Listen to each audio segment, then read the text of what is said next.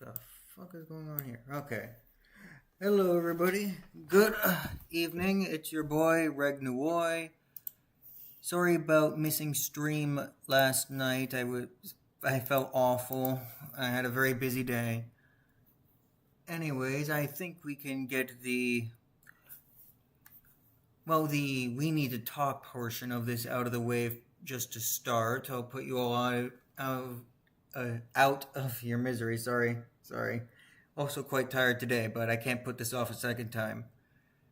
So, recently there was news that dropped about... Recently there was a news article that I saw the other day, and by the other day I mean last week, talking about a new case that was going on, a new lawsuit of sorts. And that really, it was interesting to say the least, hearing about it or seeing the title. It aggravated me so much that I felt the need to do an entire Corporate Brain Rot sequel presentation. That's right, we're getting a part 2. I was hoping to only have to do this again in August, but... well, this was so egregious that I decided to break that rule. Nonetheless, here is the idea. This is what it was on. I made a lot of progress rather quickly in writing the new sequel to it, but... well, sorry. Anyway, so yeah, I made a lot of progress on it, and then I got all the precursor stuff out of the way, and I decided to actually get to breaking down the article.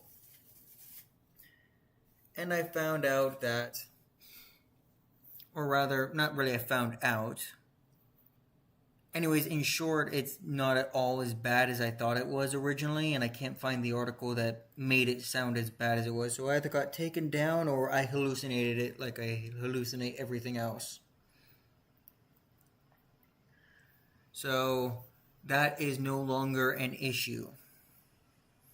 I mean, I will still be spending a lot of my time working on that, but I'm not going to be putting off everything like videos and our weekly talks just to make it. It's not going to be that huge anymore. Anyways, we got a lot of stuff to discuss. It's been a busy couple of weeks. And I need a warm-up really badly. So we're going to start off with... oh, don't worry, we're never going to watch that on stream. That's actually just for me to watch later. Let's start with something simple and easy. The problem is very few of these look simple and easy. Okay, let's go with... Yeah, let's talk about the weird standard for VTubers. Actually, no, let's talk about the Game Awards. The Game Awards have rolled around once again, and the reactions have resulted in untold numbers of memes across the internet. And the Game Award for any other fucking game that isn't Expedition 33 goes to... Expedition 33! How? How is that even possible? I know, I was wondering that too. Like, that game... Expedition 33 looks like a pretty good game. But it is nowhere near legendary status. It's nothing that I feel the need to drop $90 and hundreds of hours of my life into. It's not a world-changing game. I think Uma Musume Pretty Derby probably deserved Game of the Year more than that game did. Or Death Stranding. And I haven't even seen any Death Stranding gameplay footage. It was really jarring, really. Jarring but unsurprising. Everybody saw that game sweeping because of all the positive attention it's been getting despite its mediocrity in terms of greatness. Great game! Mediocre in terms of greatness, though. Clair Obscur Expedition 33 won a smashing 9 times to perhaps no one's surprise, absolutely raking in the awards and annoying anyone who wanted their favourite game to do well. In fact, it won so many times that it seems some are describing the Game Awards as boring as a result, as they ended up proceeding rather predictably. Gaming and internet culture are, after all, completely intertwined with one another, as it turns out that the demographic that spends a lot of time playing video games is the same one that often spends a lot of time on social media. The bridge between this gap often manifests in the form of streamers and content creators surrounding gaming, which is why there was also a competition for Creator of the Year. I really wanted Sakura Miko to win Content Creator of the Year, and here's why. For anybody who doesn't know, there is lore to her career. She started out in Hololive, and she was one of their lowest members, but if I remember correctly, she was headhunted by the CEO himself. And she tried to quit many times during her stay there because she just wasn't performing well, and she felt bad about weighing them down. But he kept rejecting it. Or telling her to keep going, and he didn't mind. She'll discover her audience someday soon. And this kept going on for several years until one day she decided to play Grand Theft Auto 5 for whatever reason. This is where it gets good. So she started playing the game, and she didn't speak a lick of English, but she could tell that what the characters were saying was funny. So she repeated everything. She repeated everything she heard. And eventually started making up some of her own stuff, like "Stay home, stay home," because it was during the pandemic, and she was just shooting at random civilians. That was funny. But what launched her career was the N-word. She started her gaming career with the N-word, with the gamer word, and that clip went all the way throughout social media. Everybody was losing their minds about her, and she rocketed in popularity. How funny would it be that she launched her gaming career with the N-word, the gamer word. Then she went on to the Game Awards and won Gamer of the Year or Content Creator of the Year, thanks to the N-word. That would have been hilarious. It would have been the perfect typing to one of my favorite stories to drop on people without context. Charlie won this highly coveted prize, live streaming his somewhat muted reaction as he seemed surprised that he would earn such a title. Please God, anybody but me. I feel like "please God, anybody but me" is a pretty big understatement to surprised he got the title. He doesn't look surprised at all to me. He looks defeated. It goes to Moist Critical. Congratulations. All right. Here are the nominees for Best Fighting Game. 2XKO, Capcom Fighting Collection 2, Fatal That's cool. Fury, City of the Thanks. Mortal. Then there's the fact that the Game Awards are a place where exciting new trailers are promoted, with standouts like the absolutely brutal clip for the new Divinity game, headed by Larian Studios of Baldur's Gate 3. Seriously, it's totally nuts, and whilst it's fun, it's also extremely gruesome. Even more so than the hype they generated from their Good gross God. clip of a soldier turning into a mind flayer. As a consequence of this marriage between exciting trailers and awards, the event is absolutely one of those moments that sticks online as soon as it comes around, manifesting in an explosion of memes referencing every single aspect. Gaming is a hotly discussed topic that has consistently inspired endless debate on social media, even before the tech giants commissioned an oligarchy of the majority of the internet. As such, it tracks that we'd be seeing so much discourse surrounding the Game Awards and the publicity it generates, given how ingrained the products it celebrates are. And to be fair, it is a wonderful thing that gaming is really? being given the Is that what attention the it news deserves, about him are given how about? much of an art form it really is. That's actually It takes impressive. huge teams of dedicated and passionate people to put together something that actually plays well, never mind writing an entire narrative with compelling characters that make audiences feel something, just as traditional art does.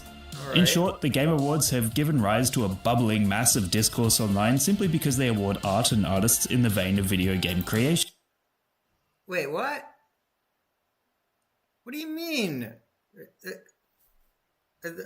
I'm not sure how he got there, but okay. Yeah, Expedition 33, great game, very cool. I mean, but it did not deserve every single award. and definitely did not deserve Game of the Year. There were so many good candidates. Like, seriously, Uma Musume is more unique, more interesting, has more memorable and beloved characters. It really should have won, or at least been a contestant. Clair Obscur 33 is like, I'm trying to think of the words to put together, but like the most basic, great game that you could choose. It is as basic and predictable and uninteresting as it gets in terms of great games and ones that you could pick. The only reason it won is because it's the only game people have heard about all year. Really? Death Stranding is an amazing game with really cool aspects added to it and a not insignificant amount of hype. But compare that to everybody who's been glazing Clair Obscur all fucking year, talking about how amazing that game and its perfection, and everybody needs to try it and play it. There was no surprise that it won everything, because nobody was talking about anything else. I don't know. I think it's generic as fuck comparatively. I'm not going to call it a bad game. I'm not that mad about it or that petty. But really, it's shocking how overly hyped that game is. I've never seen anything that overhyped since... not Tokyo Ghoul, but it's not that egregious, but maybe Bocce the Rock. Good show. And it definitely feels like an anime classic. It does. It feels like a classic anime. And it is nowhere near bad by any means. But compared to the insane level of hype of how it's one of the most amazing games or amazing shows ever made, and it's a must-watch, and it's an icon of the industry, and then you watch it, and it's great for like 6 episodes, and then it just falls off a cliff and becomes as boring as hell. I mean, yeah, that's how I feel about Clair Obscur. I would not call it art by any means, but it's a good game. Which deserves to be recognized as a unique interactive medium. What meme would you guys like me to give a lesson in next? Let me know in the comments below. And remember, like and subscribe. So, the next video we're going to be covering really had me shocked and appalled. I almost went live the day that I saw this, which was again last week because I've been so busy with fucking everything. But it was so egregious that I nearly went live that night until my body crashed and burned because I'm perpetually ill all of the time. But anyways, I didn't make it 5 minutes in without having some serious opinions. Or 10 minutes. Ladies and gentlemen, I am here to inform you that the rumors are indeed true. The Democrats have struck back. In the New Jersey governor's race, the Democrat won. In the Virginia governor... By the way, can we talk about how the governor or the governor candidate was a black woman and nobody was talking about that? Like, Kamala Harris exploded on the internet for being a presidential Democratic candidate. She fucking exploded for being a black woman, in spite of numerous human rights violations and constitutional violations and God knows what else. I certainly don't. I'm too tired for that shit. But I had never heard of her before this video came out.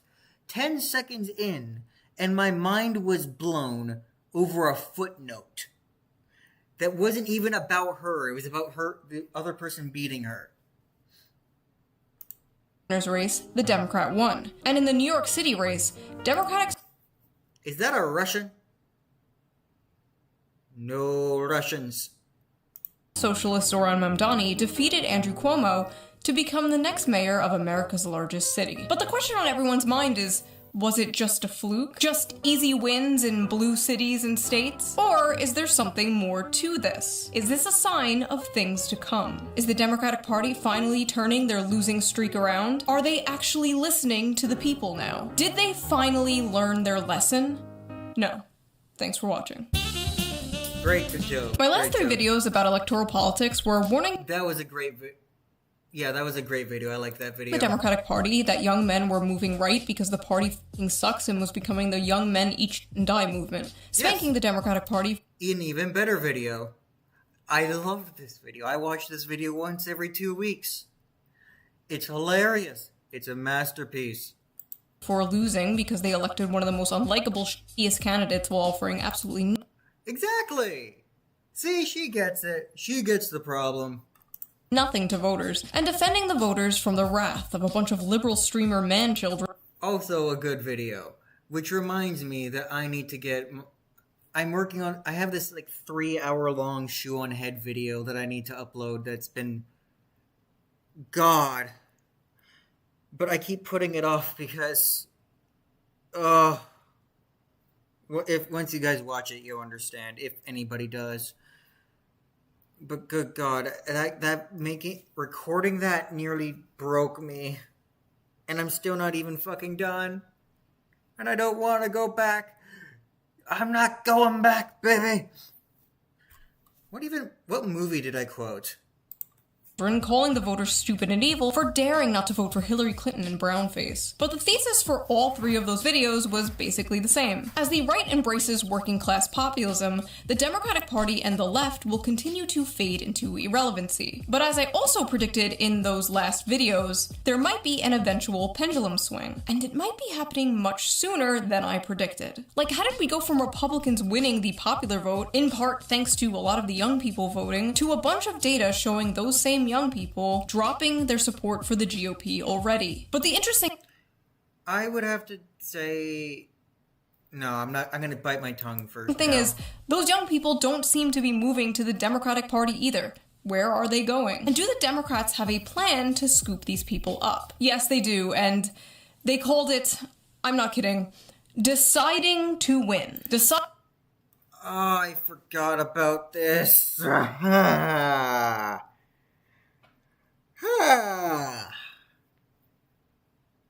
Nope, still can't look at it. What the fuck? So are these the people responsible for writing this, or are they just the candidates? Let me look that up for a second. Simon Bazelon? He's the one behind the campaign. Okay. Lauren Harper Pope? Yeah, that tracks. Liam Kerr is a... Oh, wait, no, here it is. Wait. Deputy British politician, deputy leader of the Scottish Conservative Party. Oh, wait, here it is. Okay, here he is. He's like the fourth most famous Liam Kerr on this roster. Okay, that's where the fuck he went. Well, there are a bunch of nobodies that look like tools and don't know what the fuck they're doing, so everybody else that's running these institutions nowadays. Deciding to win, as if the whole time they have just been simply deciding to lose. It was a choice, guys. They changed their mind and they want to win now. In this video, I mean, yeah, pretty much. That's how they were behaving before. They were acting like a bunch of idiots who made all the wrong choices, despite everybody telling them that's the wrong choice. And now they're deciding to listen to the right choice by hiring the stupidest people possible to make the most obnoxious program campaign possible. Suppose that. video, I will talk about why I think Zoran Mamdani won. We will go through the Democrat Party's plan to decide to win. We will bring... Yeah, I've been curious about why Zoran Mamdani won too. I've also been curious why everybody hates him. I've been hearing a lot of hate and a lot of advocacy for him, and nobody discussing... Well, nobody that was already on my feed discussing whether or not and why he was actually good or bad. So I decided I don't care. But no, I'd like to know why. I just didn't have the time or energy to look into it myself. So thank you, June, for covering this. Briefly talk about the rise of the political commentator Nick Fuentes, the MAGA Civil War, and what I like to call... I've been hearing a lot about Nick Fuentes lately. Some good, some bad. All of it iconic. I'm not surprised why he's rising at all. Am I even Englishing anymore? Actually, while I'm at it, let me check and make sure my mic is on. Curious why everybody... Yep, my mic is on, and I sound absolutely horrible. I really need to get an actual microphone someday soon. All the inevitable rise of shoesalism. If that sounds interesting, stick around. If it doesn't, you can leave. It's not like I'll miss you or anything. But baka. I know a lot of you are not very interested in politics. You come here for the fun Reddit slop, the men versus women content. Yeah, I know. No, I'm here for the political stuff, June. You are surprisingly well spoken, and you know it, and you know how to present it all. I actually prefer not to see how bad the social area of our world is coming, because the social problems reach Canada. But the American shit, I can pretend stays over there. But unfortunately, politics kind of seeps into your lives whether you want it to or not. So you might as well be entertained when you hear about it, and that's why I watch you. Have some fun with it when you can. And I just so happen to have the perfect app for that. So before we get into this political deep dive, let's quickly give a shout out to today's sponsor, one of my favorite sponsors to work with, Ground News. Ground News is a website and an app that gives They have been sponsoring her for, what has it been, 1-2 years now? Does she have stake in the company or something? It is getting insane. Readers a transparent and easy way to read news from all across the political spectrum, from left, right, and center. Every story comes with a quick visual breakdown of political bias that helps you understand the full story and makes sure you're getting both sides. One of my favorite features on Ground News is the blind spot feature, which shows you news stories that have been covered by one side of the spectrum and ignored by the other. 11 ex-police officers sentenced in 2021 killings of 17 migrants. Wow, surprising. Microplastics found in clouds could affect weather and global temperatures. Wow, that is... Oh no. Oh God. Fuck all of us. For example, here is a story about how the White House apparently intervened in an Andrew Tate federal program. After the brothers landed in... White House official told Senior Department of Homeland Security officials to return Andrew and Tristan Tate's seized devices, stressing the request came from the White House. Paul Inglacia, representing the Tates, and wrote that returning the seized devices was coming from the White House. Customs and Border Protection formed a 100% baggage examination, detained all... Okay. All right. Are we going to talk about... The episode follows a pattern of White House involvement in legal matters, with ProPublica reporting the Trump White House inserted itself to aid allies amid scrutiny over Jeffrey Epstein files and Andrew Tate's influence on young male voters drawn to the manosphere. Okay, that more or less makes sense. I'm curious about why they took his electronics. I'm curious. Was there an warrant out for his arrest or anything like that? I'm curious what led to... Not that I'm opposed to it. I mean, the guy's sketchy and also a bit of a douche, but was there any cause as to why they were investigating him and stopping him? Probe. 29 news sources covered this. Also, Homeland Security on Andrew Tate sounds excessive. Again, the guy's a douchebag, but he's not exactly a criminal mastermind. He's not a terrorist. He's not... That seems excessive. I'd probably tell them to back the fuck off too. Hey guys, calm down. If we're gonna do this, at least put the FBI on it, or... You have better things to do with your time. 86% of them were left-wing, none were right-wing. Ground News also makes it really easy to compare headlines to see how political bias can affect framing. For example, this feud between Elon Musk and Billie Eilish. This right-wing headline reads, Elon Musk claps back at Billie Eilish after she... Billionaire Elon Musk strikes back against Billie Eilish for calling him a pathetic pussy. Yeah, that's funny. She slams him for hoarding wealth. And this left-wing article frames the same story as Elon Musk's comebacks are as flat as his attempts at jokes. Oh. Okay. Elon Musk for back after for wealth hoarding. I mean, yeah, these are kind of crappy. This one, though, is just impressively bad reporting. It's crazy how these articles are becoming the content when this is about Very different vibes these. going on here. I have been using Ground News since 2021 because it is just a great and fun way to keep up with the news. But don't just take my word for it. Even the Nobel Peace Center called it an excellent way to stay informed, avoid echo chambers, and expand your worldview. Best of all, I am currently offering 40% off their Vantage plan, which is the plan I use to access all their amazing features. So go to ground.news/shoe or use the QR code here on screen, or use the link in the video description down below. It's only like $5 a month, which is basically the price of like a coffee. You can also gift a subscription to somebody. Just select the Vantage subscription, add a customized gift message, and Ground News will send it straight to their inbox where they can activate it. The perfect Christmas present for your out-of-touch uncle who gets all his news from Facebook. So thank you, Ground News, for sponsoring this video, and thank you, the viewer, for not skipping the ad. Right? Now, let's get back to the video. For those of you familiar with the Shoe on Head channel, you know I've harshly criticized the Democratic Party for all my career. Some say too harshly.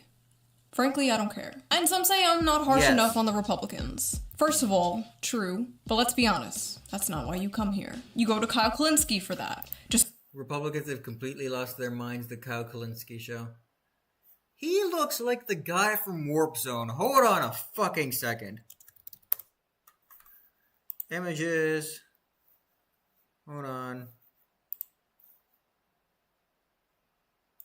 Open image, a new tab. Here we go. Tell me these two don't look alike. Okay, well, this image isn't exactly a good example, but when he gets in his business suit for the Disney skits and the executive skits. Oh wait, actually, here's a perfect video of it, or perfect example. Come on, you can't tell me they don't look alike. Are you okay, buddy? You okay? You look almost as bad as I do. Have you been getting sleep? Just like you go to Destiny to see opinions you can hear on CNN, or to Hassan for dog training tips. Oh, right, that's what I was planning on. Oh, God, right. Come here to hear, golly gee willikers, I'm left-wing and the Democrats have gone crazy. That's the shit you're here for. But are the Democrats actually getting their shit together? Or did they simply get lucky in a few blue areas? One of those blue areas being my city, New York, where Democratic Socialist candidate Zohran Mamdani won the election and will become the new mayor. And a lot of people are like really confused about how this happened. And if you're one of those people, you really need to keep watching. If you don't understand why Mamdani won, I'm sorry to say, but you're kind of like the liberals in 2016 who didn't understand why Trump won. I am like that, except I didn't care. Actually extremely understandable why Zohran Mamdani won, and it's not just because New York is full of commies or whatever. He is objectively the best Democratic candidate that they've had in a very, very long time. Like, I know the bar is in hell there, but he's young, he's energetic, he's charismatic, and people are really tired of the White House doubling as a retirement home. And of course I like... Actually, those are some very good points. Those are some excellent points that I had failed to consider. I had long since given up on a young government for all of us, Canada and America. So, she's right. Good on him. I'm happy for him. I hope I don't regret those words.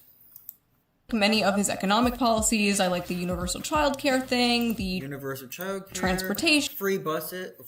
That's a good one. We should. Why don't we have that? Well, I guess they don't have that either. So Flipping off the Christopher Columbus statue. That's the shit I don't like. Bitch, that's our fucking guy. He was a brave but it was funny. It was funny though. Italian explorer who discovered America, and in this house, Christopher Columbus is a hero. End of story. I've said this Okay, Mafia Mom. many times, but I don't think the good left-wing policies can even exist alongside the bad left-wing policies. Like, I don't know how you can have free transportation, but also be soft on crime. Like, I don't know, like, in what world does that work out? You can't have nice, clean, free transportation if a bunch of drug addicts and violent felons are going around stabbing people and setting them on fire. You can't. Good point, but here's the thing. It's called not my problem politics. You see, not my problem politics are politics where they take a sensitive social issue, they choose the one that makes them look the best, and advocate for that because the consequences are not their problem. You see, the people voting in these usually have their own expensive cars, their own personal drivers. They can afford a plane ticket these days that isn't in the new always standing class, which is economy minus or whatever the fuck they're calling it now. That is how it works. And that is not my problem politics. In 30 seconds or less, or a minute or less, or God knows how long. I forgot to time myself. Have nice things if you don't have rules to enforce those nice things. You know Exactly. what I mean? It's always such a breath of fucking fresh air when I go back to visit my family in the suburbs of Long Island and I go to the CVS and the fucking toothpaste is free from their plexiglass prisons. I shouldn't have to. At the Walmart, one city down from me, because we don't have a Walmart in the city I live in. Yeah, it's that small. The Lego is behind a glass case, which is bad. That's really fucking stupid. But the worst part is that it isn't even 20% of the stock of Lego that they have. For some reason or another, I can't even wrap my head around it, but they seem to lock up the Lego at random. Because there was some expensive stuff in there, but even more expensive stuff not locked up. And there was some cheap stuff in there, but also even cheaper stuff not locked up. And there was stuff that were part of specialty brands, but then there were even more stuff that wasn't part of that special brand that wasn't locked up. They really seemed like they were picked and chosen at random what got locked up in that small case that they had and what didn't get locked up. So you're already taking a stupid asshole move, and then you're not even committing to it in any visibly reasonable way. Like I dropped everything. My entire trip to Walmart that day, I dropped everything trying to figure out the puzzle of how the fuck the selection process worked, and I got nowhere. Wait 10 minutes for some poor wagey to come unlock the KG so I can buy fucking shampoo. We don't have to live that way. Maybe he'll do great, or maybe he gets into power and immediately cucks to the establishment like some other people. I don't like to talk about it. I just don't know how the hell anyone thought Andrew Cuomo was going to win. I didn't think he was gonna win, but I also I don't know what the fuck I was thinking, but it certainly wasn't that he would win. He killed a bunch of grandmas during COVID. As you admitted this week, you personally altered the state health department report to undercount the death total, to hide the death total, and then evaded and lied to these families for 5 years. So That is bad. A shit ton of people. I'm sorry. How did? I'm curious how Andrew Cuomo killed people though. Andrew Cuomo. Let's go scandal. Sexual misconduct. Big shock there. COVID. Let's try that. Nursing home scandal. Here we go. Held publicly accountable. Okay, let's take a look. Nope. That's too long. Justice Department opens inquiry into his COVID-19 response. Mishandling nursing homes during the pandemic. Criminal investigation. Mishandling the state's response. Okay, but what does mishandling mean? Making false statements to Congress. About what? Nursing home disaster and ensuing cover-up. What disaster? What cover-up? What did he do? Was slip-up, calculated cover-up by man shielding himself from responsibility, blah, blah, blah, blah, blah, blah. Fuck it. ChatGPTing it. Because nothing can be simple or easy anymore. It all has to be danced around. Andrew Cuomo, COVID-19 scandal. What did he do? Here we go. Nursing home scandal became a admission directive. Here we go.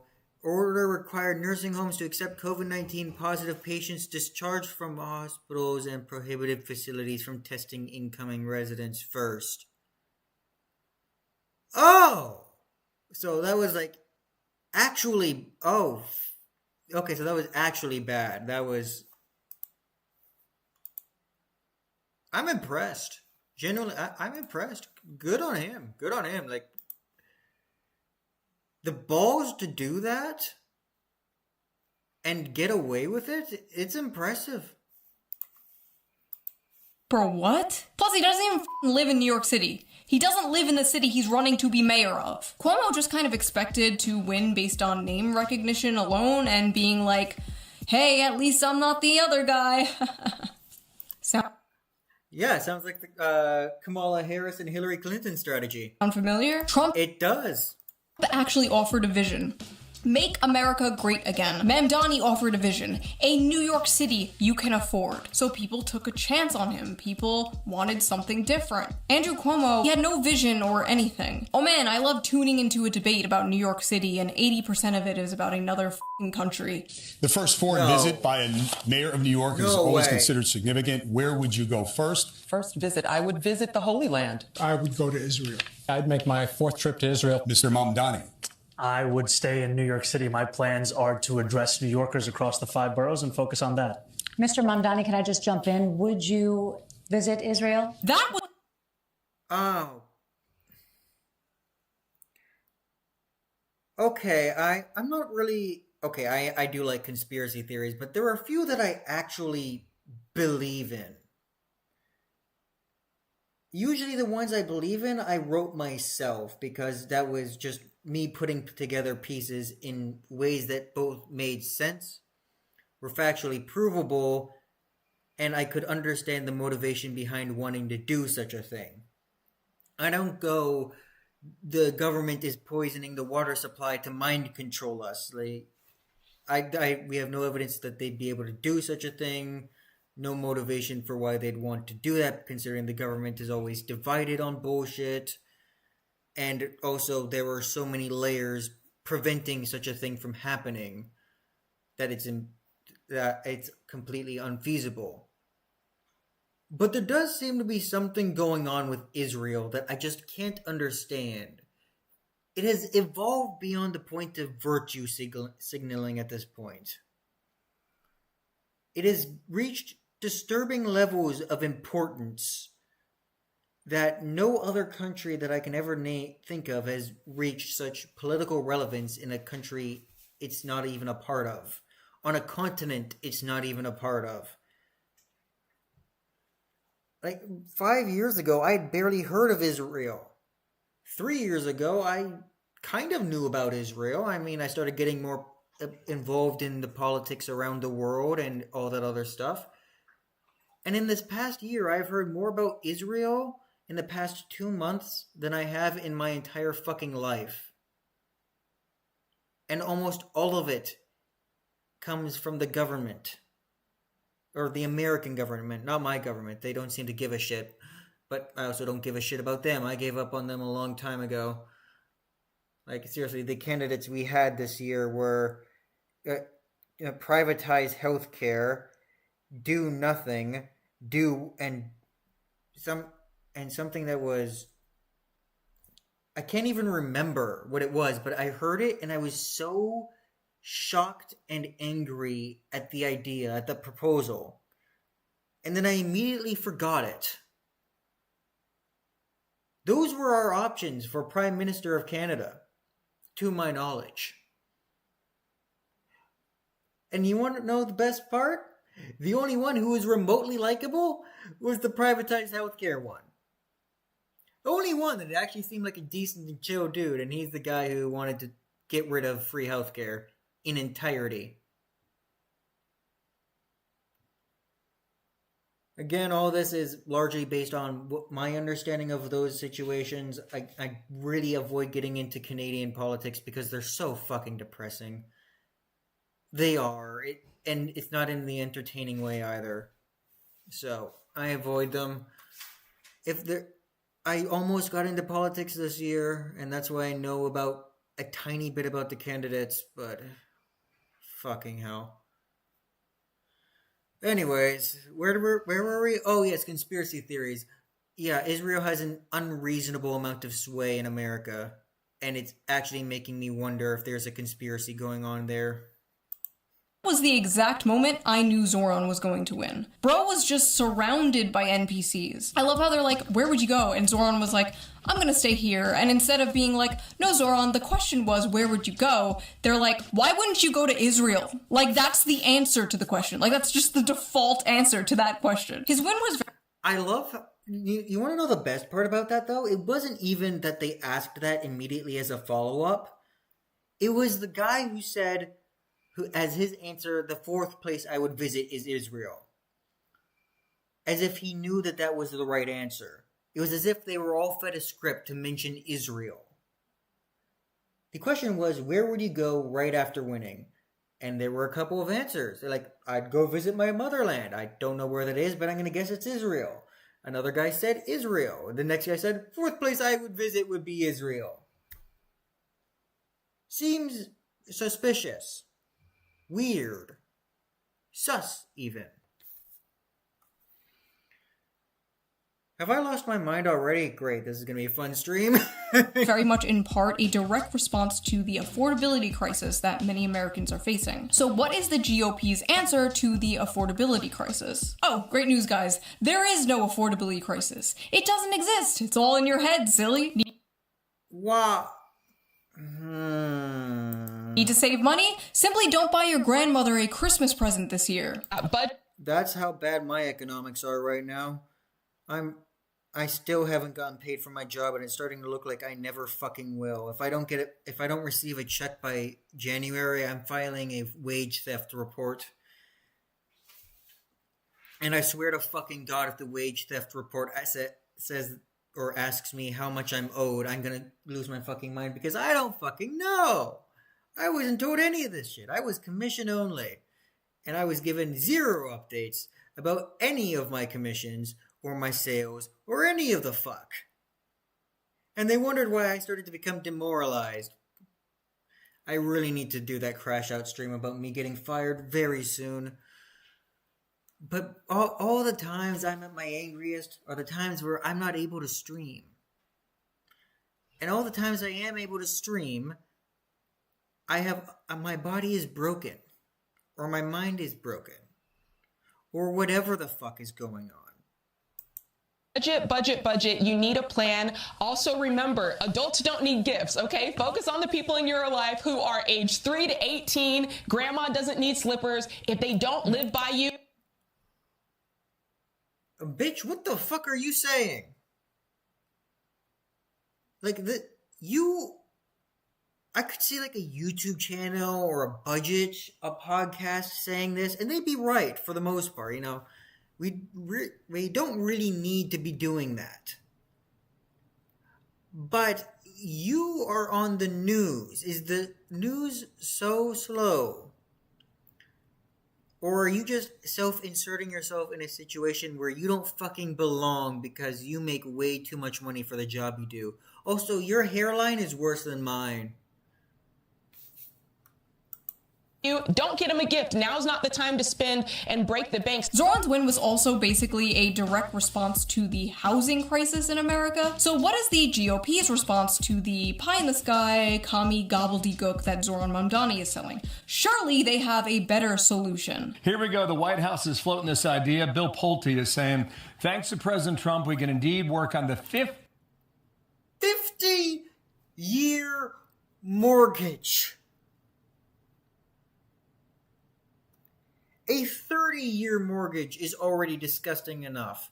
Hell, I don't even like a 20-year mortgage. I don't even know if I'll be alive in 20 years. Oh, I guess if that happens, I might win, but...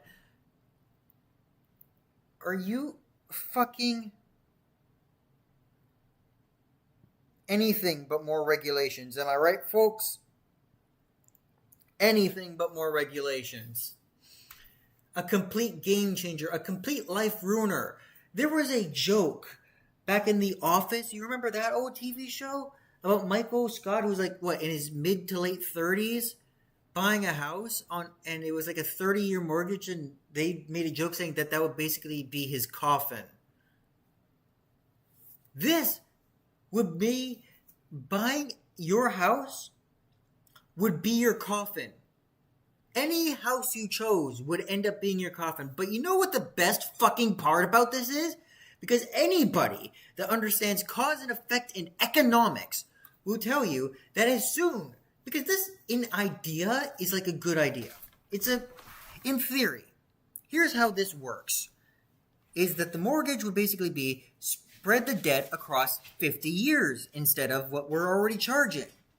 You know, ease it up, make it more like the price of a rent, like renting an apartment, so that eventually someday, far off in the future, you won't have to pay rent anymore and just land tax. As a baseline idea, it's not that awful. But cause and effect, and every single point in fucking history will tell you that as soon as you implement this, they're going to raise the prices again. Because that way, you're lowering how much they're making each month. Oh, well, great. Our houses have become technically more affordable. This is how this works. Okay, great. We can spread them out over 50-year mortgages now. Let's jack up the prices by, I'd say, anywhere from 5 to 10% in the first year alone. And without regulations in there, that's gonna happen. Which is why we needed regulations 20 fucking years ago. Better yet, 10 years ago. Would have even been better. You'd be a little late to the party, but it'd be a lot better than me receiving an offer for $500,000 to buy half a fucking house. Yeah. Housing prices are bad here too. There was a house that wouldn't be built for 6 months. It was a duplex, and I was looking for a place to buy, and I figured, okay, my friend has $90,000 in savings. I have excellent credit score, and I have a large income right now.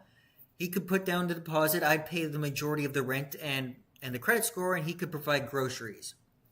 And we both have our own half of the house. Surely they're not charging $500,000 fucking dollars for half a home that you won't be able to live in for 6 fucking months. Why would I even consider such a thing? Like, that's insane. That's ludicrous. You'd have to be an outright asshole. This was in a bad part of town too. Wouldn't you know it? That was what they were doing. And it took me a long time to figure out that was what they were doing, because it was insane. Truly insane. But you know, hey, at least you got to choose the paint color of your house. Yeah, that was a great incentive the real estate agent tried to lean on me about. And it took all of my professionalism not to tell him to get bent and go fuck himself on the empty lot that they were trying to sell me for $500,000 fucking dollars. 50-year mortgage, a complete game changer. How does that work in dollars? Here you go. 30-year fixed mortgage right now. You're paying $2,038 a month. See, this is how... Wait, what?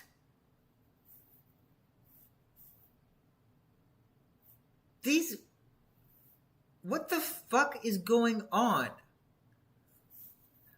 Hold on a fucking second. Calculator. 1822 times, then we do this, 12 times 50. $1,093,200 for that. Okay, now let's do the same math, but instead of 1822, we have 2038. Oh, for fuck's sake, fine. 2038 times 30 times 12, and that number will come up the same, right? No, it's lower. So what the fuck is going on? I don't know, but I don't like it. Wait, interest, right. Oh, right, I forgot. That's the best part of this. How could I forget? The best part of this 50-year plan is that it allows the housing companies to make even more money off of you due to interest. I can't believe my stupid ass forgot about that, because of course I did. I didn't realize just how evil this was and how it was all a big conspiracy.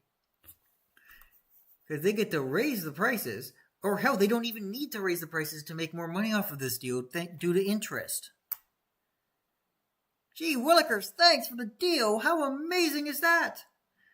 Buy your coffin. 50 years. $1 million for a $200,000 house that was built for $25,000. And I'm being generous with that fucking number. Month principal and interest on a $400,000 home. At the bottom, under 50 years, you'd save a couple $100 a month.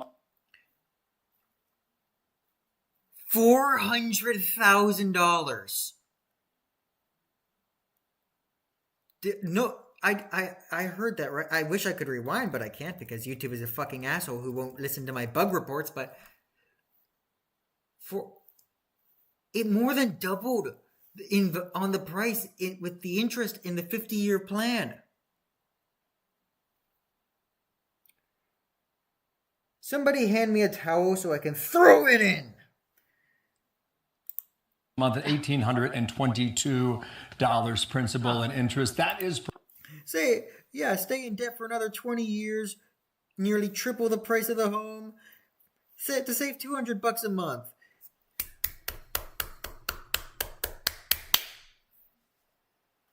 proposed. Do you like this idea? I do not like this idea. Not lowering prices, not building more housing. No, just being a good little... Building more houses isn't going to solve the problem. Building more houses is going to make the problem worse. Because the reason why all the housing prices are so expensive is these private companies keep buying them up en masse and then reselling them at a giant markup.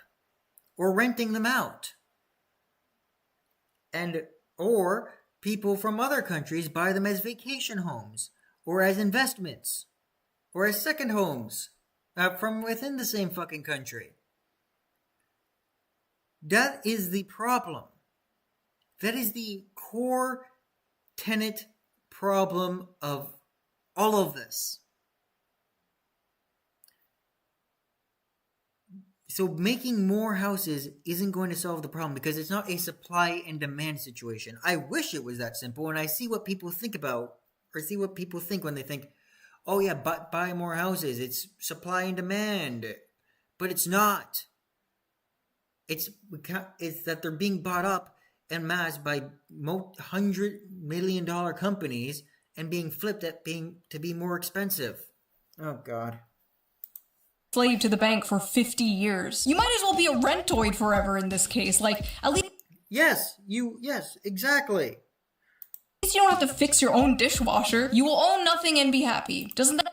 No, you do have to fix your own dishwasher. Lots of landlords are starting to crack down on costs like that just to be more greedy motherfuckers. That sound great, Gen Z? Vote for us. We'll release the Epstein files and finally drain the swamp. Awesome. Finally, justice. Here it comes, the Epstein files phase 1. We got all your favorite E-celebs here. Don't you think that's a little tacky? I mean, like, this is an international child trap. The Epstein files are on my desk. Oh, that's great, that's great. That's what we've been waiting for. Well? Oh, they don't exist. Wait, what? Yeah, the Epstein files don't exist. They're a Democrat hoax. But you just said, hey, what the fuck? That's my wallet. Sorry, Israel needs new weapons. Bye. Psst. What do you want, Democrat? Vote for us. Why? What do you have to offer? Hey, that's my wallet again. What are you people doing? Sorry, Israel needs new weapons. Bye.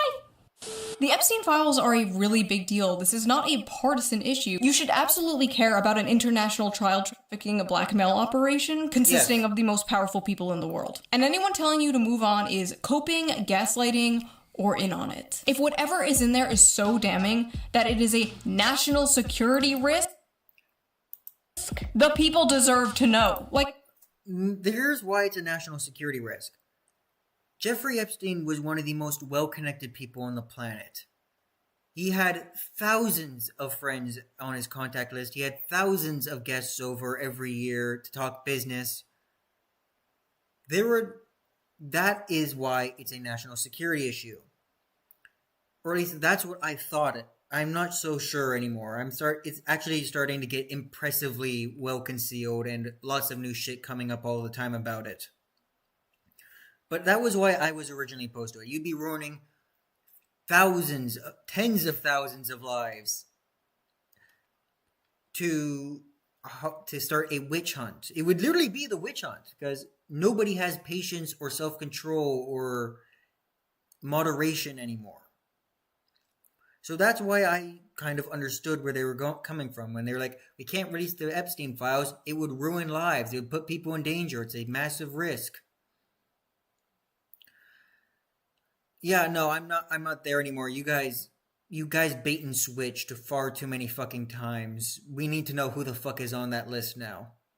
I didn't care before. In fact, I wanted it to stay hidden because I didn't want to, as somebody who's received many false allegations of a lot of shit myself, I didn't want that. I didn't want to wish that on anybody else, but I mean, you guys dangled it in front of us too many times. Come on. Let's hear them. Come on. Who's the first name on the list? Okay, who's the second name on the list?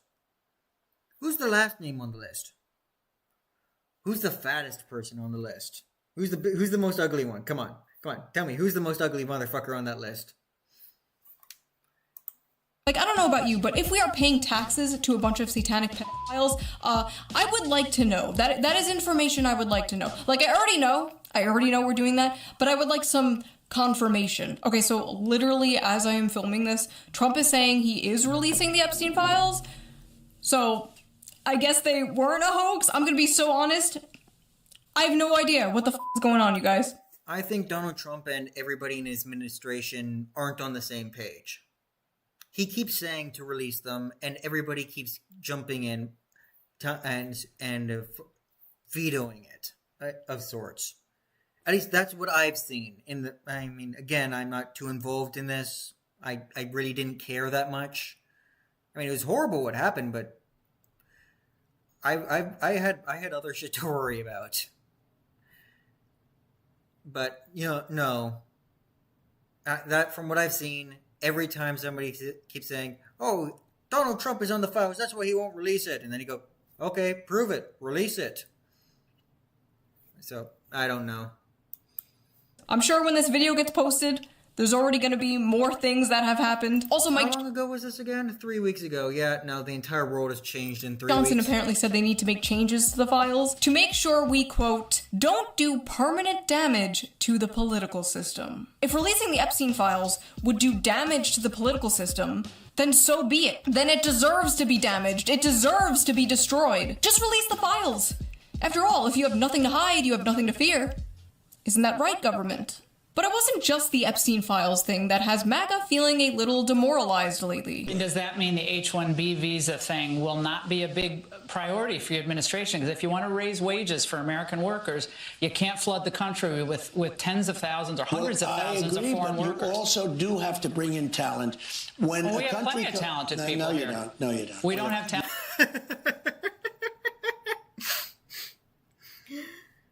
You know what the funniest part about that is? Is that I can't figure out whether or not he's joking.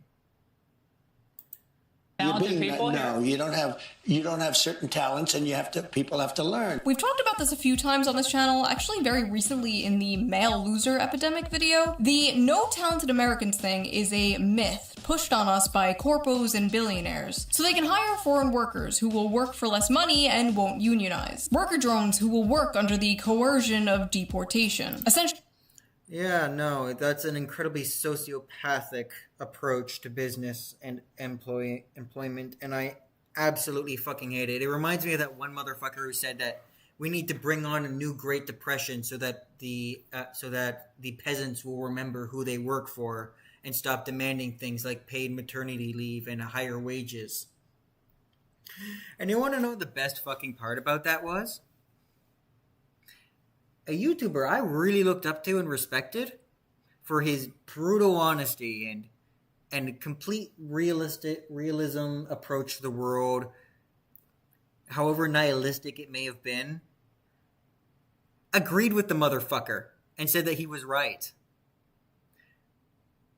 Yeah, no, we need to teach people that they need to work harder. We need to teach people that remind them that they work for the company. And that a company's only goal is to make money, so whatever they try and do to make money is completely justified. And all that other shit. And all that others. And really, it just blackpilled me against him. This was a guy I looked up to for not an insignificant amount of time for his honesty. And I respect that if that was his honest opinion, I respect him for saying it. But I never really trusted anything he said after that either. I haven't watched him in a really long time, ever since seeing him say that kind of shit. And a lot of the shit that I saw him do in the past also say in the past made a lot of sense. Like how Microsoft employees had a comfy job, therefore they deserve to get fired for getting a niche degree that's really mentally demanding and hard to learn, and then earning a comfy job at a big company they needed to get fired for having comfortable living. It's something I've had to register and process. That was a big culture shock for me. That and one other thing, I've caught him in a massive lie too. Remember how I respected his honesty? I caught him in an incredibly damning fucking lie. And I don't know what to do with that. Do I put together the evidence and post it as a video? Do I just pretend not to have caught it? Because it's really fucked up. It is. I don't know. I don't know what to do about the most honest YouTuber out there, the most humble, the Roach King himself. But I don't look at him the same way anymore. He has lost all of my respect, both for agreeing with that fucking sociopath. Unironically, like he'll say stupid shit just to troll people, but he sounded like he meant it, and he said a lot of stuff like he was saying in the past. And that lie that I've caught him in, I've lost nearly all of my respect for him. He's still a hard worker. He's still an entertaining guy. But too many dots are forming a line right now. Anyways,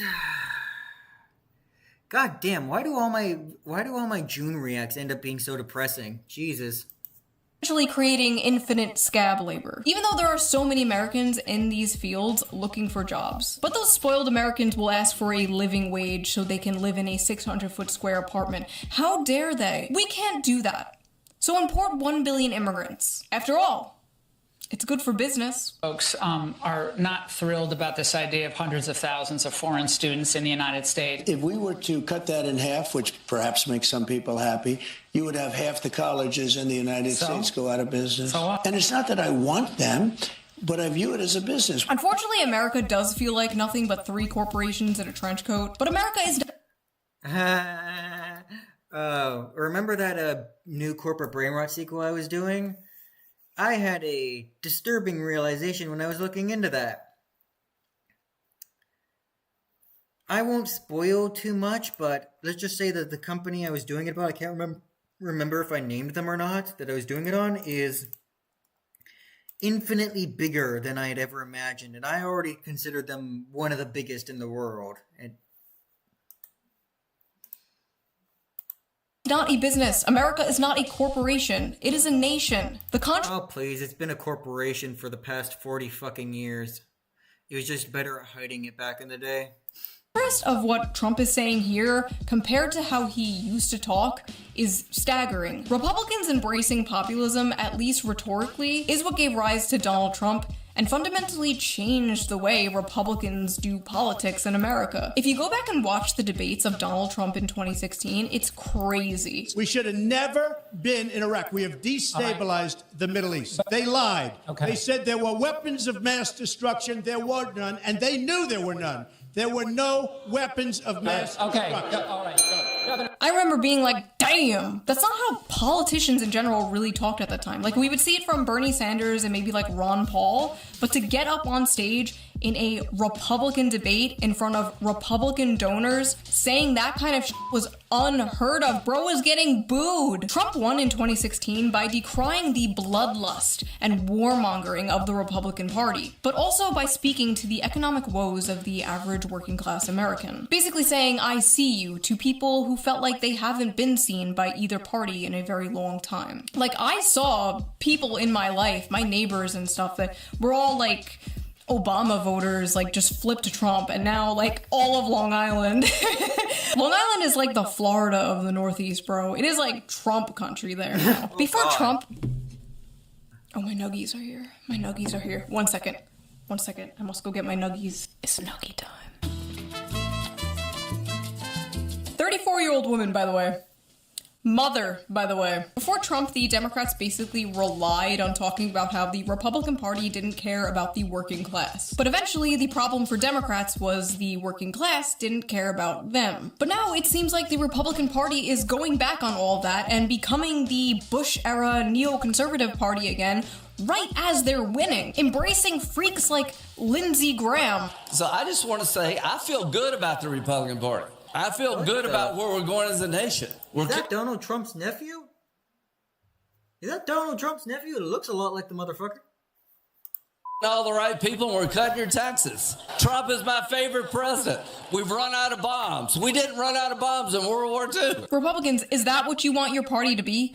Lowering taxes and killing people? We tried that already. To many Republicans, the solution to the affordability crisis wreaking havoc on Americans is simply trusting the free market, working hard, and if that doesn't work, they bust out all reliable. If you're a young person and you can't afford to live here, then maybe you should not live here. I mean, that is a real thing. Yeah, I know that we've now grown up in a society that says that you deserve to live where you grew up, but the reality is that the history of America is almost literally the opposite of that. Ah, yes, the class. I mean, to be fair, the guy has a point. He's not making the point for the right reason, but he has a point. If your country is failing you and your country is treating you like shit and has no interest in protecting you and shows no sign of changing, maybe it is time for you to leave. If only people could afford to fucking do that. But no, I think in essence he's right. For the wrong reason, but he makes a good point. Frustratingly, no, if my country continues to get worse, I might leave myself if I had the money to do so. There's a lot of great countries out there to choose from. I would love to stay a proud Canadian, but if it continues to get worse, I mean, like I said earlier, there's no good candidates. So that's the way it is. Just move. Just move from Economic Zone 67 to Economic Zone 69. I don't know, man.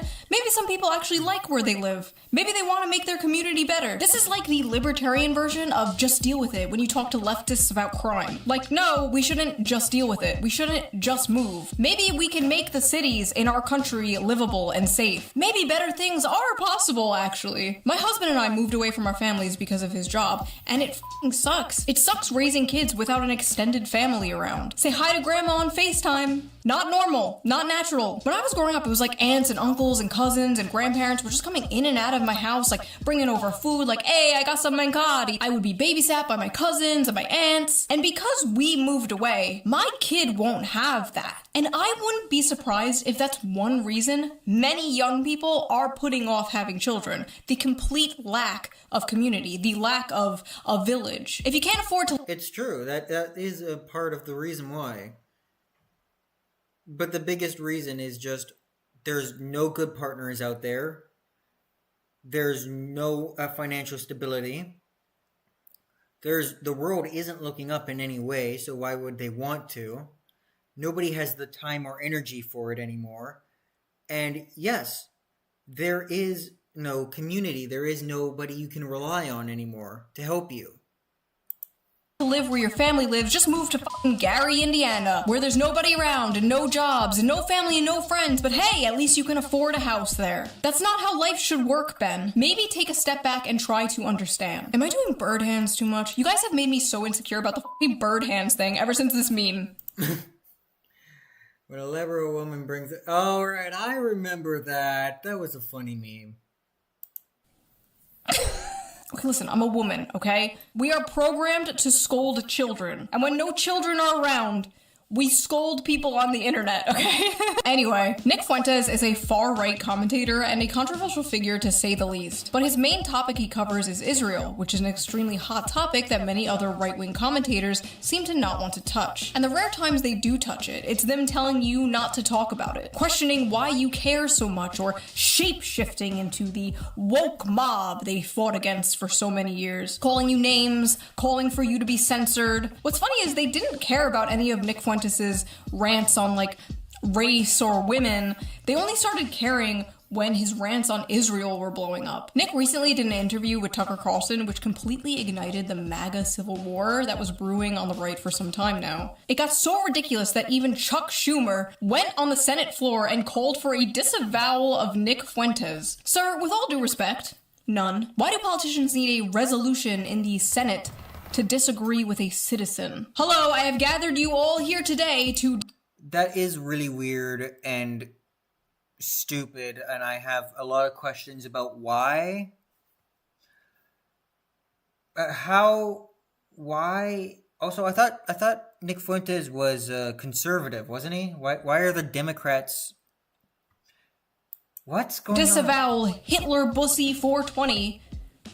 People can't afford groceries, Charles. Ben Shapiro, in particular, has spent the last few months extremely confused and angry about Zohran Mamdani and Nick Fuentes becoming popular in the mainstream, all while his numbers continue to drop. I honestly don't think he understands what is happening here, so I am going to explain to you, Ben, what exactly is going on here. The American dream does not exist anymore for most people. Young people followed advice that worked for older generations, and it got them nowhere. Young people are tired of this stale, moldy, old dead consensus that has dominated American politics for a very long time. The one that dragged us into all these foreign wars and sold us out for some cheap plastic shit from China. Young people are tired of being told to sit down and shut up and pledge allegiance to the free market in a country that seems to not give a shit about them, as well as a foreign country they have absolutely no connection to. For so long, establishment hacks and establishment shills looked at the issues bothering the people and just kind of dismissed them. Can't afford to live where you grew up? Just move. Don't like that the toothpaste is locked behind plexiglass? Just deal with it. Think it's kind of fucked up how you work 40 hours a week and still can't afford to pay rent? What are you, some kind of communist? You don't like funding a genocide with your tax dollars? What are you, anti-Semitic? If you don't address the issues of the people will gravitate towards those who are addressing those issues. It's not Mamdani's fault he won. It's yours. It's not Nick Fuentes' fault he's popular. It's yours. Okay, so that put me into a bit of a trance there. There's a lot of topics to cover, and I can't remember any of them, but damn, that was a good tangent. Okay, what to say?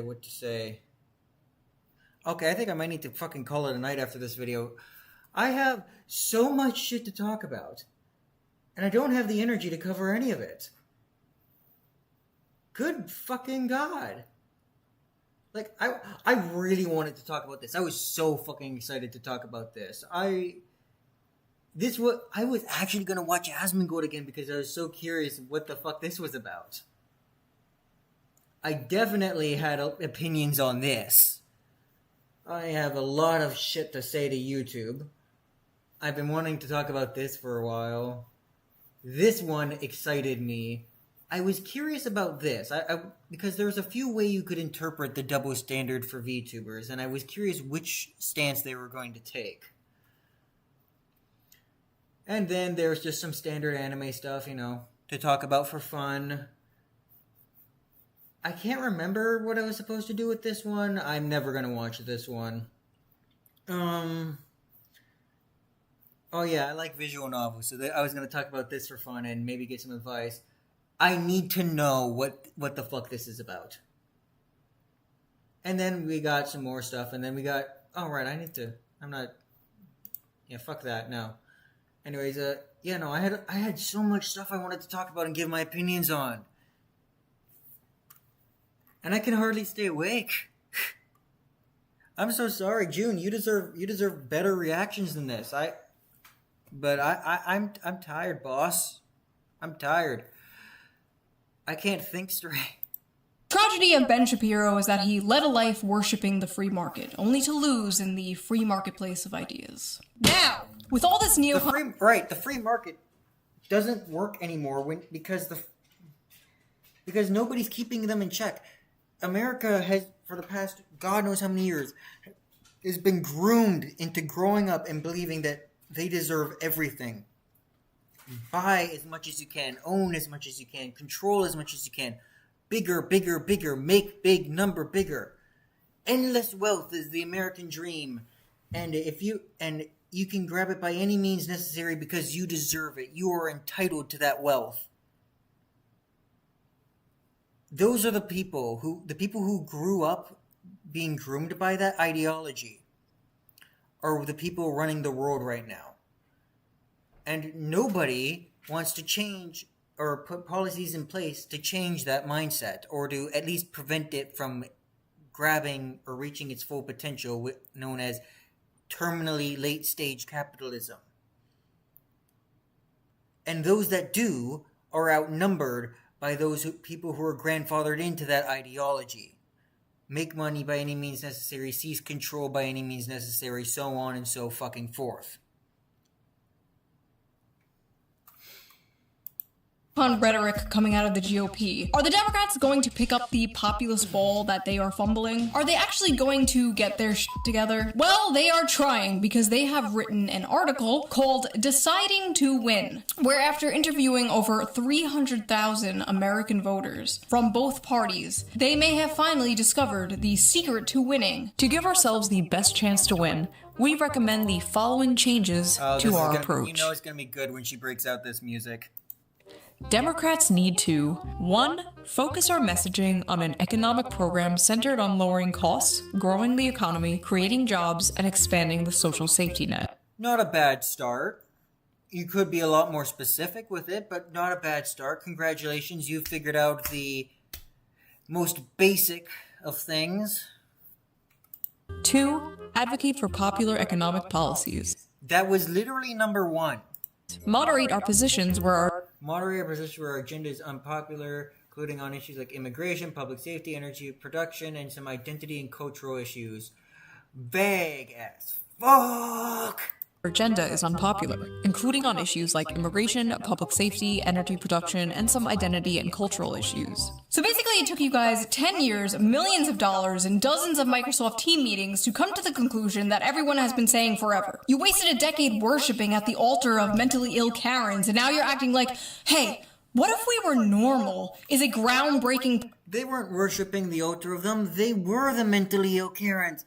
That's the best part! Political discovery. F*** you. I could have told you all this for free. It is a bad sign that it took... Everybody has been telling them this for free. Literally, I brought it up in my corporate brain rot presentation. Let me control F here. Democratic Party. Here we go. Oh, no, next one. There it is. Hiring multi-million-dollar HR teams to understand your customers instead of doing a 5-minute Google search. Brought to you by the Democratic Party. Corporate brain rot level, very high. 5 minutes on Google. That's all they needed. Or all they should have needed to learn, but they were too busy laundering money for the cartel. How the fuck did they spend that much money and have nothing to show for it? I'm impressed. Like I thought I knew money laundering, but clearly these people are so much better than me. I should hit them up, ask them for tips. Maybe ask them if they can put me in touch with the cartel. I've got a multi-$100 million deal I want to sell to you guys. Trust me, it'll be worth it. It'll be worth every million. Hell, I'll even run the thing for you. Hit me up. Took you over a decade to come to the same conclusion that my audience has come to like a decade ago. And they're all retarded. Please reflect on this, I beg of you. Also, what do you mean you had unpopular positions on public safety? Like, why would you even say that out loud? Yeah, let's vote for the party that admits it was wrong about the issue of crackheads shanking people in the street. I love this quote from Nancy Pelosi, randomly shoved... Oh, Nancy Pelosi, this is gonna be in good. Here. Winning an election is a decision. You make a decision to win, and then you make every decision in favor of winning. Wow, that sounds like my old fucking job. Unironically, though, the morale was a lot better when they were talking about shit like that than before the new boss took over. How deep! How thought-provoking! Thank you, Nancy. What would we do without you? Probably win an election. Democrats have changed our focus. In comparison with the Democratic Party of 2012, today's Democratic Party is more focused on issues like climate change, democracy, abortion, and identity and cultural concerns, and less focused on the economy and middle class. The table below shows the shift. Through an analysis of the prevalence of selected words in the 2024 Democratic Party platform, in comparison with the 2012 Democratic Party platform. This whole study is really interesting, but I need you guys to see this chart, because when I first saw this, the scream I screamed. So Democrats since 20... Sorry, I was looking away at a message for a second. What the fuck did I miss? Hold on. Democratic priorities have changed, and everything else is too blurry. Fuck. Okay, 12 please bring have it back increased their rhetoric on race by, sit down, 1,100... Huh? How is that even possible? Why am I asking a stupid question? Of course it's 37%. On the gays, 1,044%. Oh. Their rhetoric on men has decreased by 51%. Well, that's not true at all. They've been talking about men. They've been talking about how men are the enemy. How they're dangerous sociopaths and rapists. It is now negative 51%. On fathers, negative 100%. They just stopped talking about that. Veterans, negative 31. Them. The economy, negative 51, because nobody cares about that, right? The middle class, 79%, but I guess you can't really talk about something that is disappearing. And jobs, negative 47%. It somehow gets worse. Apparently voters trust Republicans. Okay, here we go. By contrast, issues where Democrats are trusted more. I'm not going to give this a second chance to disappear. Climate change, abortion, LGBT tend to be less important to viewers. Drug abuse and addiction, yeah. Okay. Okay, I can understand that. Are trusted moron tend to be less important to voters. Wait, what? wait, these numbers aren't numbering here. That doesn't look right at all. Like, this part made sense, why they were considered of low importance, but contrasting with the trust in Democrats kind of confuses me by a lot. Also, this statement here doesn't seem to be true at all. It's completely fucking random. More on the most important issues to them, and trust Democrats the most on the least important issues to them. But the numbers there don't track at all, are completely inconsistent with that statement.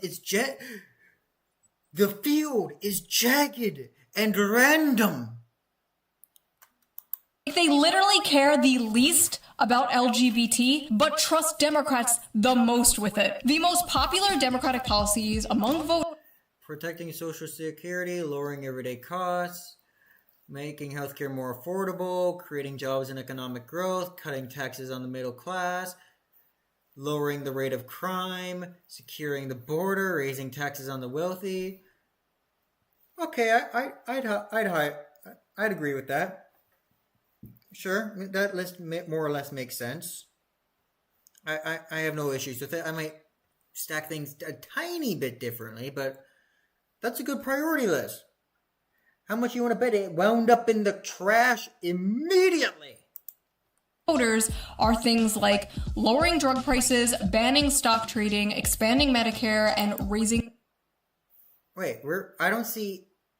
the minimum wage, while the most unpopular Democratic policies are things like abolishing the police, providing free healthcare to illegal immigrants, and affirmative action. You're telling me this for the first time. Democrats, here is some advice for free. You can't just be MAGA light. Why would people drink Mr. Pibb when Dr. Pepper is right there? You know what I'm saying? You gotta bring something different, something better to the table. And that difference should be working class focused economic populism. I don't just want two neocon parties, okay? But all this is pointless when it's clear the Dems are not changing at all. They're just gonna change their messaging. They're putting pretty wrapping paper and a bow on a big fat smelly turd. There is a chance that the Democrats may win based entirely on Orange Man bad. Again. Which means they might get into office by learning absolutely f***ing nothing. Again. Then the voters will go, oh my god, nothing has changed, and then they'll vote for a Republican. American politics is just a revolving door of villains, isn't it? Rest assured, whoever wins, we lose. If you're actually gonna do this shit, if you're actually gonna do what you're saying in this little article, you better be going whole hog, not... They're not gonna change anything. The Democratic Party learning from its mistakes is at least another 3 to 5 years off. Just the tip. I'm talking embracing shoesalism. Okay, here we go. For many years, I have been smeared as many things. Grifter, flip-flopper, fence-sitter, racist, sexist, homophobic. But I am not a grifter, flip-flopper, or a fence-sitter. I'm simply living in 2055. You see, America has been a hyper-capitalist, economically center-right, socially center-left country since about the mid-century. And I know libertarians in my audience are gonna be like, it's not capitalism, it's cronyism. Okay, whatever the f you wanna call it, it sucks, okay? So what if instead, and hear me out, what if instead we were a more people-focused, community-focused, working-class-focused, economically left, socially right country? All the data shows more people fall into that quadrant, the populist quadrant, the shoesalist quadrant, if you will, than the current system we are in today. If a shoesalist party existed, it would be incredibly popular, but it doesn't exist. And that's probably by design, honestly. The Social Democrat Party of Denmark has passed many progressive policies that liberals in America would only dream of. Protection from rent hikes, free college and healthcare. I want to read the bill. Hold on. Denmark rent protection hike bill.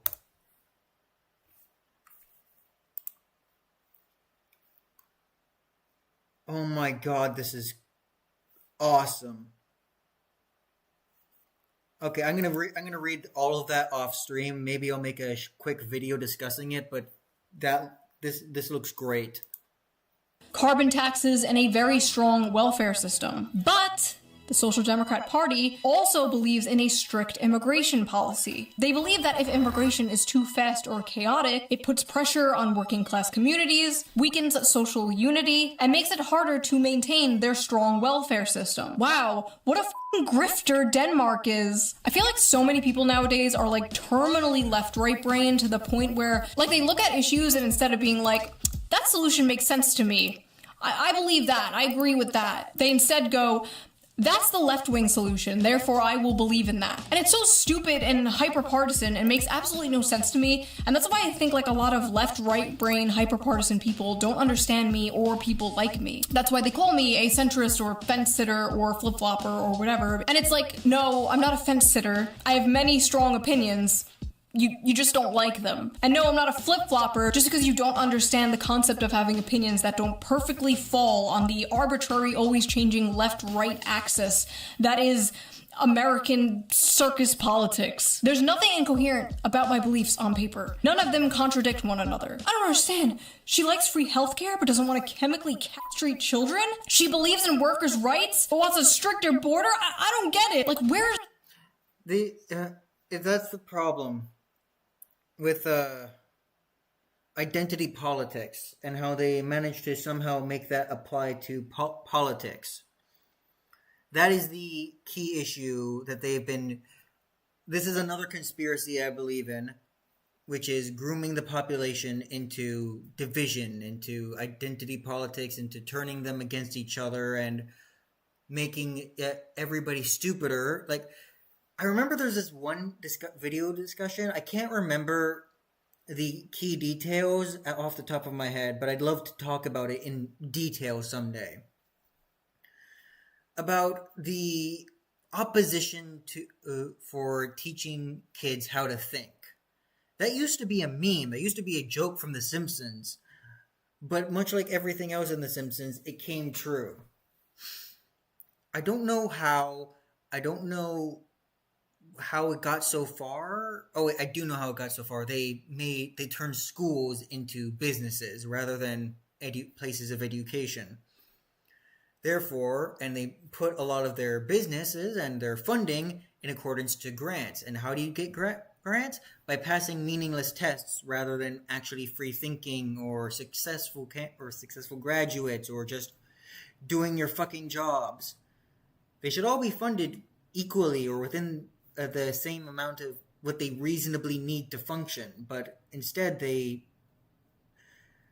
operated them like a business, like everything else, because like I said earlier, the American government and as a country has been running itself like a business rather than instead of a country.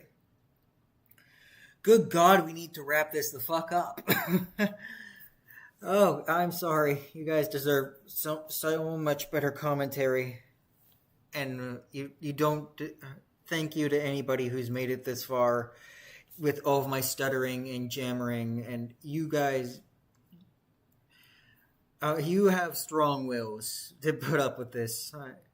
Thank you. Thank you so much if you did make it this far. In both the VOD, the stream, and hopefully the video I'll get around to clipping at some point. Here's the contradiction. I'm basically just Bernie Sanders before he got his spine surgically removed by the DNC. In conclusion, MAGA and the... Bernie Sanders seems like a really cool guy. And by the way, when I was thanking everybody for keeping up with me, I mean, for caring enough about my opinions to put up with my terrible microphone and my exhausted stammering and stupid tangents that don't mean anything to anything. The Republican Party embracing populism is what made them so popular in the first place. But if the Republican Party's answer to all these issues young people are having is, F you, just move, you're not talented, maybe you'll own a home when you're 70 years old, they're doomed. Like they had a small, brief fling with populism and ghosted it. Just pumped and dumped. Like a fat whore they're ashamed of and won't bring out on dates in public. As I'm editing this, Trump and Mamdani had a meeting together and it was very interesting. We were discussing when Bernie Sanders was out of the race, I picked up a lot of his votes. And I saw clips of this. I'd like to see the full thing if possible. People had no idea. When he was put out of the race, I think quite unfairly, if you want to know the truth, many of the Bernie Sanders voters voted for me. And I felt very comfortable, frankly, in seeing that and saying that. I would feel very, very comfortable being in New York, and I think much more so after the meeting. We agree on a lot more than I would have thought. I'm sorry, this is my new favorite problematic Yowie ship. They love each other. Maybe it's not over, folks. Maybe the power of friendship and populism will save us all. Speaking of Yowie, I gotta get around. Hopefully, if I find the time, I'll be doing a Yuri review at some point. Listen, I want my kids to grow up in a safe and affordable world where they can get jobs and they can start a family and then they can have the same for their kids. And I feel like at the end of the day, that's what most people want, left and right. They just have different ideas on how to get there. It just so happens my ideas happen to be the correct ones, and if you disagree with them, you will be sent to the re-education camp. Do you want one? Do you want a nugget? I do want a nugget. Please give me a nugget. I would love a nugget. I haven't had nuggets in so long. Pledge your allegiance to Shoesalism, and you get... I hereby pledge my allegiance to Shoesalism. Out of all the stupid government ideas I've heard, hers is one of the least bad. She is the lesser of all evils, kind of like Donald Trump was in the election. I said lesser of all evils. He still wasn't anywhere close to my first pick, but between him and Hillary and Kamala, yeah, it was a no-brainer. Get a nuggie. So that was that little video. If you liked it, please subscribe for more. Where did my nuggie go? No, I want my nuggie. Come on, I pledged my allegiance and everything. If you want to help support the channel, donate to my Patreon, link down below. All patrons get every single video uncensored a day early. If you can't or don't want to support me on Patreon, that's fine. I don't care. I didn't want you to anyway. Baka. Okay, I will see you guys soon with a fun slop video, just in time for Christmas. Okay, that was very fun. Shu does great work as always. The leg is hitting hard. Okay, there we go. Liked, yeah, copy. Okay, for anybody who's still watching, here you go. Check it out. She does amazing work. And I need to sleep. But first, I want to talk about this car. You want a car that gets the job done? You want a car that's hassle-free? You want a car that literally no one will ever compliment you on? Well, look no further than 1999 Toyota Corolla. Let's talk about features. Okay, I can't deal with this Bluetooth. lag. I can't. Nope. It's breaking Sunroof. everything. Nope. Fancy wheels. Nope. Okay, yeah, everything's breaking. I just gotta Review camera. turn this off. Nope.